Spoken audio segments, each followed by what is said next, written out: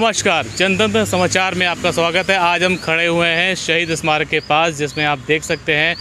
परिवहन विभाग का मुख्यालय और ठीक उसके सामने जिस तरह से कबाड़ दिखाई दे रहा है और उसके साथ उसकी बची हुई बस्ती, इससे साफ जाहिर हो रहा है कि परिवहन विभाग के ठीक सामने सरकारी ज़मीन पर जहाँ पे ये गोमती नदी है, इस पे अवैध बस्ती पूरी तरह से बस चुकी है, जिस पे अभी तक प्रशासन की कोई भी नज़र नहीं गई है। किस तरह से प्रशासन की लापरवाही है, किस तरह से एलडीए हो, चाहे आवास विकास हो, चाहे अन्य प्रशासनिक अधिकारी, जिसकी अभी तक यहाँ पे नज़र क्यों नहीं गई है, देखने वाली बात यह है। और किस तरह से ये अवैध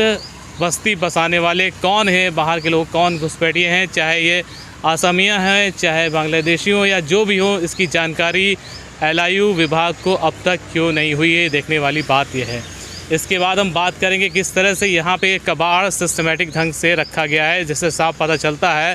कि किस तरह से इन्होंने अलग अलग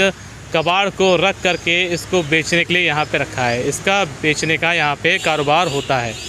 जिस तरह से बड़ी बड़ी बोरियाँ यहाँ पे लदी हुई दिखाई दे रही है, इस तरह से काफ़ी समय से ये बस्ती पूरी बस चुकी है और प्रशासन की नज़र, सिंचाई विभाग की नज़र अभी तक इस पर क्यों नहीं पड़ी है, देखने वाली बात यह है। मुख्यमंत्री योगी जी जगह जगह अवैध कब्जे पर बुलडोजर चला रहे हैं, लेकिन उत्तर प्रदेश की राजधानी लखनऊ में ही इस तरह की बड़ी बड़ी बस्तियां बस जाती हैं और प्रशासन को कानो कान खबर नहीं होती है। इसकी क्या वजह है, कौन प्रशासन जिम्मेदार है, कौन अधिकारी जिम्मेदार है, इस पर मुख्यमंत्री अभी तक संज्ञान क्यों नहीं ले पा रहे हैं, देखने वाली बात यह है। बात करते हैं आदर्श संग्राम पार्टी के राष्ट्रीय अध्यक्ष गौतम भारती जी से, जिन्होंने 2005 में इस मुद्दे को उठाया था, जिसमें बांग्लादेशी, असमिया जो भी लोग थे घुसपैठिए भारत में अपनी बस्ती बसा रहे हैं और ले रहे हैं, उन पर एक मुद्दा उठाया था और काफ़ी चर्चा में आया था। इसीलिए इनसे बात करेंगे कि इस बारे में इनका क्या कहना है। बहुत बहुत धन्यवाद जनतंत्र समाचार का कि इसने एक राष्ट्रहित में मुहिम चलाई है। जिस मुहिम को आज आपका समाचार चैनल चला रहा है, बांग्लादेशियों भारत छोड़ो जैसे मिशन पे, तो ये बहुत बड़ी बात है। इसको हमारे द्वारा, जब मेरी संस्था वर्ल्ड एक्टिव सोसाइटी के द्वारा 2005 में शुरू करा गया था और उत्तर प्रदेश के लखनऊ राजधानी में हमने विधानसभा के सामने इस मुहिम को शुरू करा था, जिसमें हमने ये भी बताया था कि बांग्लादेशियों को किस तरह से उनके ठेकेदारों द्वारा लाया जा रहा है। यहाँ पर क्या हो रहा है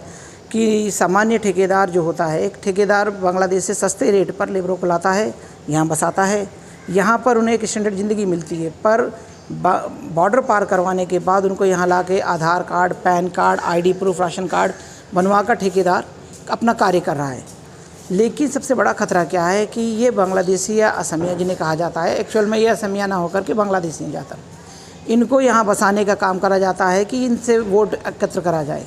वोट के साथ साथ ये पिछली सरकार कांग्रेस शासन में भी ऐसा रहा है और वर्तमान सरकार में भी ऐसे ही देखा गया है कि इन पर कोई ध्यान नहीं देता है। किसी तरह का अधिकारी, जिलाधिकारी कोई इस पे ध्यान नहीं देता है कि इस पे हम कार्रवाई करें, बल्कि देखा यह गया कि अक्सर इनके साथ जो सामग्री होती है, इनके बोरों में, कचड़ों में विस्फोटक सामग्री पाई जाती है। और मेरा मानना है कि सरकार अगर ये एक मुहिम चलाए कि जितने भी इस तरह की झुग्गियाँ हैं जहाँ बांग्लादेशी या असमिया के नाम से लोग बसे हुए हैं, वहाँ अगर मुहिम चलाते हैं और ऐसे यंत्र लेके जाएँ जो कि बारूद या विस्फोटक सामग्री को सर्च कर सकते हैं, तो वहाँ ज़रूर पाए जाएंगे। और इस तरह की बस्ती को यहाँ से भारत से हटाना बहुत ज़रूरी है, वरना लखनऊ आने वाले समय में आतंक के घेरे में हो सकता है। इसी बात के साथ मैं आपसे धन्यवाद करता हूँ। नमस्कार। ठीक है, जिस तरह से उन्होंने अपनी बात रखी कि जिस तरह से ये असमिया है और क्या बांग्लादेशी हैं, LIU की रिपोर्ट इस पर अभी नहीं आ सकी है, LIU जांच नहीं कर पाई है, DM प्रशासन की नज़र इस पर नहीं गई है। मुख्यमंत्री योगी एक तरफ राजधानी के अलावा अन्य ज़िलों में भी बुलडोजर चला रहे हैं, अवैध निर्माण पे बुलडोजर चला रहे हैं, तो क्या इस अवैध बस्ती और पे बुलडोजर कब चलेगा, देखने वाली बात है। लखनऊ से जनतंत्र समाचार की खास रिपोर्ट।